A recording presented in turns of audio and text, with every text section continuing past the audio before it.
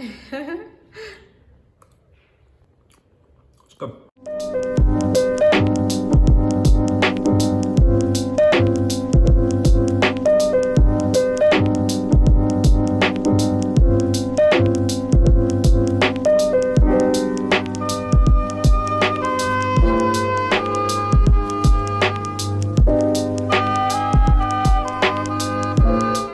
Hey, let's make the crust. So first we're gonna take 1 tablespoon of chia seeds and soak them in half a cup of water. So this is going to be our binding agent instead of an egg, and you just want that to become gelatinous. I'll show you what it looks like at the end when it is, but right now it's still liquidy, as you can see. Next, take a mixing bowl and measure out half a cup of coconut flour.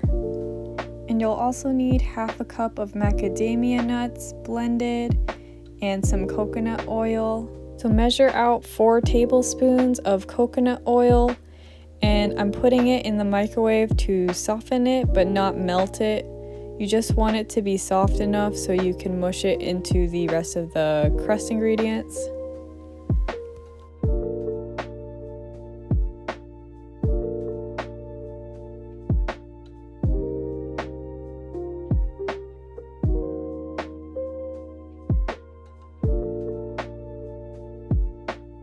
So here I'm just showing how soft I got it. It's pretty malleable, but it's not completely melted. So we're blending these macadamia nuts until it reaches a fine crumb, but not to where it becomes a butter.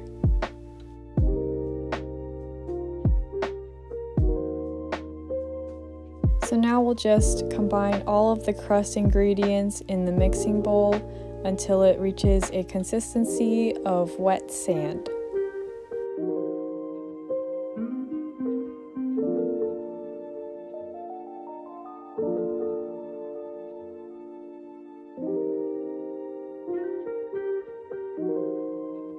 And here you can see the way I'm adding the coconut oil in is by mushing it into the flour ingredients.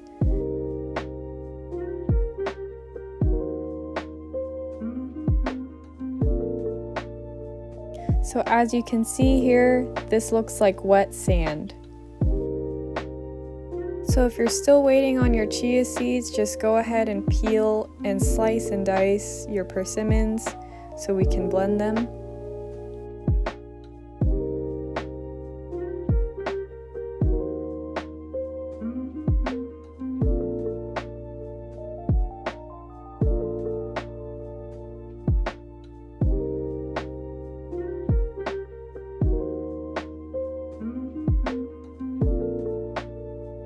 We're going to add a teaspoon of pumpkin pie spice to the persimmons, and you can go ahead and add your 2 pitted dates at this point as well.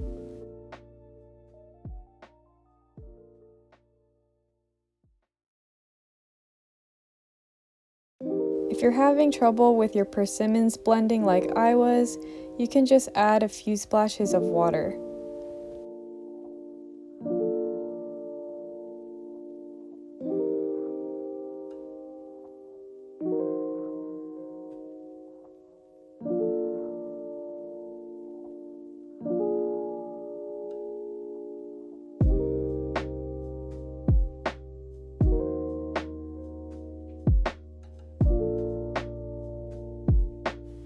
So once the chia seeds have absorbed all the water, it should be gelatinous like this.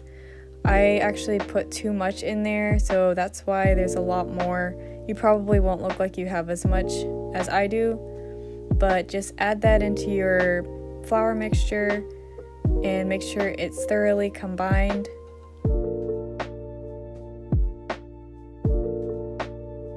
So once you reach a consistency like this, take your container and form your crust in there by tamping down the crust with your fingers and just form it along the edges so that it looks like this here. And now we're going to bake them in the oven at 300 degrees Fahrenheit for 25 to 30 minutes or until they're golden brown. Next, we're going to reduce the persimmon mixture on the stove. I had it on medium heat and I just stirred it constantly so it wouldn't burn.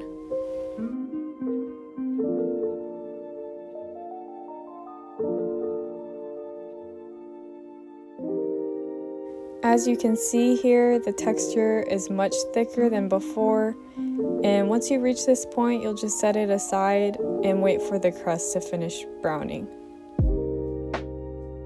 So option to make whipped cream as well, or you could just buy some plant-based whipped cream.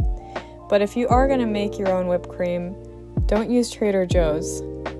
It honestly kind of ended up looking like cottage cheese.